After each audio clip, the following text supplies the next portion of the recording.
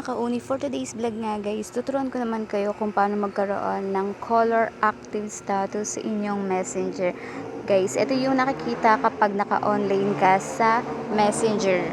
Yung may mga kulay na nakikita kapag ikaw ay naka-online. So, pwede natin yung palitan ng iba't ibang kulay. Depende sa gusto mo.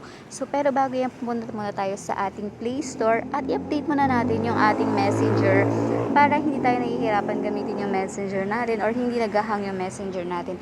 Pero kung update naman yan, is pwede ka na mag-proceed dyan.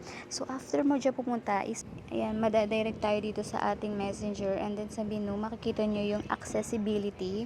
Ayan, so hanapin nyo na lang. Accessibility nandyan. Pag kinlik mo lang yan, is makikita mo na yung color filter. So, ibig sabihin yan, i-on nyo lang yan and then pwede ka na mamili ng kulay na gusto mo pag active status ka na. So, para kapag naka-online ka, yung kulay yung makikita nila at iba-ibang kulay yan. So, ikaw na lang yung mamili guys. So, ganyan lang kasimpleng maglagay ng active status dito sa ating messenger. Kaya kung ako sa inyo, itry nyo na yan guys para naman maiba naman yung kulay ng active status natin sa messenger natin. Sundan nyo lang yung procedure na ginawa ko at mapapalitan nyo na yan. Thank you for watching!